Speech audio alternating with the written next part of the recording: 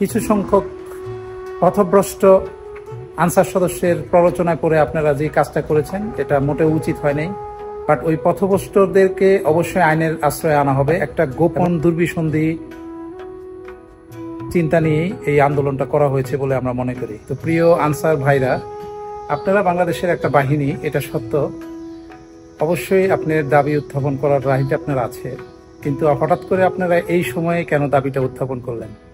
আপনাদের এই দাবি তো আপনারা এই সরকারটা নতুন গঠন হয়েছে কয়েকটা দিন পরেও করতে পারতেন। ছাত্র জনতার অক্লান্ত পরিশ্রম, হাজার হাজার ছাত্রদের রক্তের বিনিময়ে এই স্বাধীনতা। সুতরাং আপনারা একটু ধৈর্য ধরা উচিত ছিল। আপনারা কি গত 15-16 বছরে একদিনও কি এই দাবি উত্থাপন করেছিলেন এইভাবে সচিবালয়ের সামনে এসে? কার প্ররোচনায় আপনারা এখানে আসলেন? এটা বের করে ফেলা হবে। আপনারা যার প্ররোচনায় এখানে আসছেন এটা বের করা কোনো কঠিন কিছু না।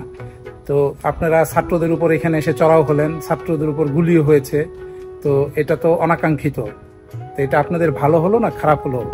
গুটি কয়েক সদস্যদের সাথে কোনো একটা মহলের যোগসাজশের কারণে আপনারা আজকে এই ঘটনাটা করেছেন, কিন্তু সাধারণ সদস্যরা টের পায় নাই যে এটা কারা করিয়েছে।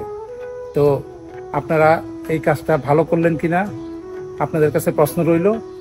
আপনারা এই ডক্টর ইউনূসের সরকার থেকে আপনারা এই দাবি এমনি উত্থাপন করে লিখিত দিয়ে আদায় করে নিয়ে যেতে পারতেন। এই ঘেরাও করে সরকার পতনের মতো করে আন্দোলন করে, মারামারি করে, লাঠিসোঁটা নিয়ে, অস্ত্র নিয়ে গুলি করে ছাত্রদের উপরে, এটা কখনোই শোভনীয় না। একজন একজন করে আপনাদেরকে ভিডিও ফুটেজ দেখে দেখে বের করে ফেলা হবে। তবে সাধারণ সদস্যদের ভয়ের কোনো কারণ নাই। সাধারণ সদস্যরা যাদের প্ররোচনায় আপনারা এসছেন তাদের নামগুলো বলে দিয়েন। আর নাম না বললেও এই সরকারের গোয়েন্দা বিভাগ কাজ শুরু করে দিয়েছে। যাদের প্ররোচনায় আপনারা এখানে এসছেন তারা কিন্তু ভালো থাকবেন না। কারণ আপনারা যেই উদ্দেশ্য নিয়ে, যেই গোপনভাবে যেই মিটিং করে আপনারা এখানে নামছেন বলে আমরা শুনছি, তো কত টাকা পয়সা নিয়ে নেমেছেন যে সরকারের বিরুদ্ধে একটা অবস্থান নেবেন, এটা মোটেও শোভনীয় হয় নাই।